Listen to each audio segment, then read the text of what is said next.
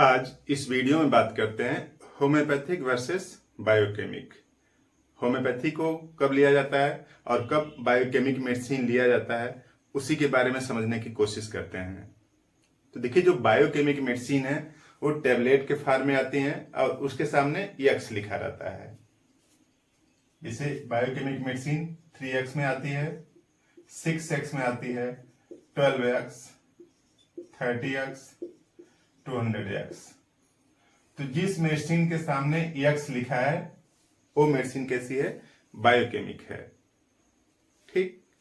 और उसी के अपोजिट दूसरी मेडिसिन जिसके सामने या तो Q लिखा है या फिर 3CH लिखा है या फिर 6CH लिखा है या फिर 30CH, 200CH, इसी तरीके से और लिखा रहता है, जैसे 1000CH। ठीक। तो ये सब मेडिसिन कैसी है? होम्योपैथिक मेडिसिन है। कई दोस्तों ने लिखा था कि कब बायोकेमिक देना चाहिए और कब होम्योपैथिक देना चाहिए, क्योंकि देखिए यहाँ पे 200CH 200x है और इधर भी क्या है? 200CH है, या फिर यहाँ पे 30CH है, यहाँ पे क्या है? 30x है। कब दें, इसी को समझने की कोशिश करते हैं इस वीडियो में। तो देखिए, जो बायोकेमिक मेडिसिन है इसको सुसलर ने दिया था, एक साइंटिस्ट सुसलर साहब। उन्होंने बोला कि किसी भी सेल के अंदर जब भी मॉलिक्यूलर मोशन डिस्टर्ब होगा, मतलब ज्यादा हो जाए तो भी या फिर कमतर हो जाए तो भी, तो मॉलिक्यूलर मोशन को डिस्टर्ब होने की वजह से मॉलिक्यूलर मोशन डिस्टर्ब हो जाएगा। तो जो बायोकेमिकल रिएक्शन है,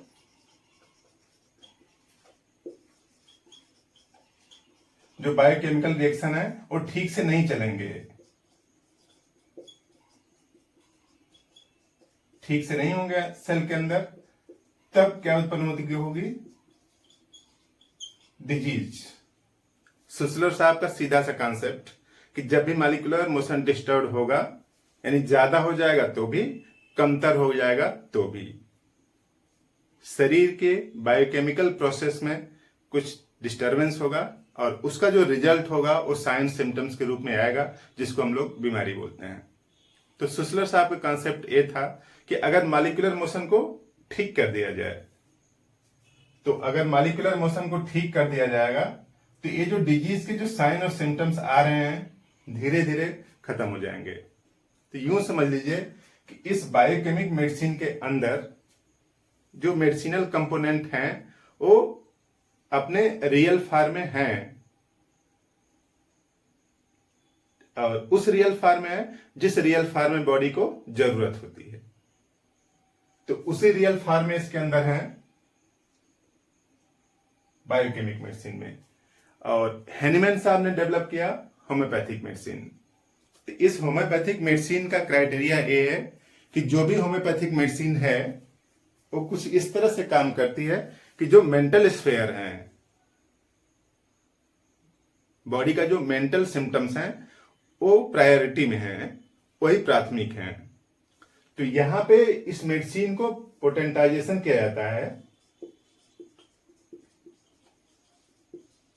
यानी केमिकल एक ही है, उसी को पोटेंटाइज किया गया और उसी को ट्राइटोरेशन, एक प्रोसेस है, ट्राइटोरेशन से बनाया गया। तो इसमें मेडिसिनल क्वांटिटी रहती है कुछ, और जब पोटेंटाइजेशन करते हैं तो मेडिसिनल क्वांटिटी नहीं होती है, खत्म हो जाती है, लेकिन मेडिसिन की जो पावर है, जो एनर्जी है, वो रहती है। तो मेडिसिन की ओनली पावर है, यहां पे मेडिसिन की पावर है सिर्फ, और ये जो पावर है नर्व के थ्रू काम करती है। ठीक, नर्व के थ्रू ट्रांसमिशन, एक जगह से दूसरी जगह जाता है सिग्नल और बीमारी ठीक होती है। जबकि यहां पे इस बायोकेमिक की अगर बात करें तो यहां पे डायरेक्ट उसकी सप्लाई कर दी जाती है, और डायरेक्ट सप्लाई कर दी जाती है तो जो मॉलिक्यूलर मोशन डिस्टर्ब था वो ठीक हो जाएगा। और यहां पे क्या है कि नर्व उसको पोटेंटाइज करने के बाद मेडिसिनल पावर सप्लाई की जाती है और उस मेडिसिनल पावर में मेडिसिन का कंपोनेंट नहीं होता, रियल कंपोनेंट जिसकी हम लोग बात कर रहे हैं, केमिकल की बात कर रहे हैं, वो कुछ भी नहीं होता इसमें। इसमें सिर्फ क्या है, उसकी पावर है, या फिर यूं समझ लीजिए उसकी क्या है, एनर्जी है। तो इस होम्योपैथिक मेडिसिन में कुछ भी केमिकल नाम का कोई कंपोनेंट्स नहीं है, जबकि बायोकेमिक में कंपोनेंट्स हैं। तो जब भी आपको रिपोर्ट में कुछ ऐसा लगे कि कुछ केमिकल्स जिनकी बॉडी में नॉर्मल होनी चाहिए थी स्थिति और वो कम है, जैसे कैल्शियम, मैग्नीशियम, इस तरह के साल्ट कम हैं, तब आप बायोकेमिक दें।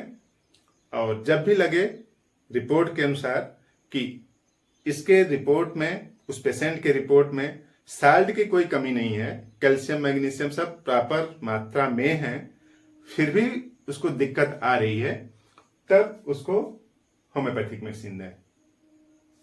कुछ लोगों का प्रश्न हो सकता है कि अगर दोनों दे दें तो क्या होगा। नुकसान कुछ पेशेंट का नहीं होगा, बस उसके पैसे का नुकसान होगा। यानी जैसे मान लीजिए कि आपने कैलकेरिया फ्लोर दिया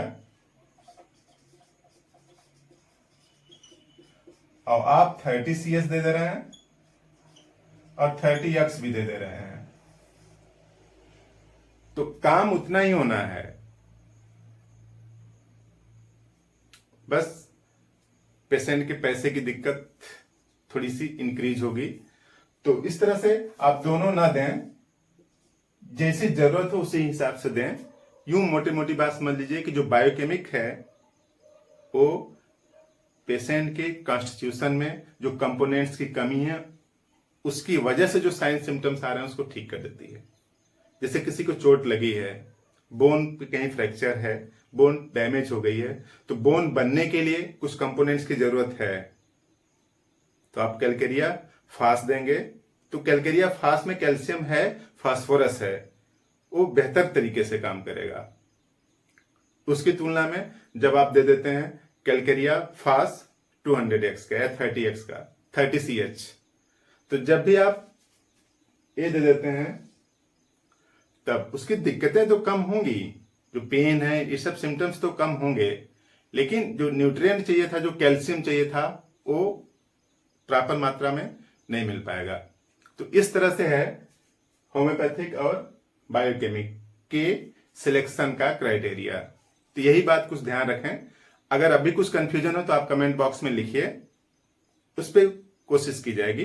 कई दोस्तों ने लिखा था कि कब बायोकेमिक दें, कब होम्योपैथिक दें, तो उनके लिए वीडियो था। आपकी भी कोई क्वेरीज हो, कोई दिक्कत लग रहा हो या मेरे समझाने में कुछ कमी रह गई हो तो आप बताइएगा, तो उस पर भी एक वीडियो बनाया जाएगा जो आपकी समस्या का समाधान कर सके। तो आपने पूरा वीडियो देखा, थैंक यू।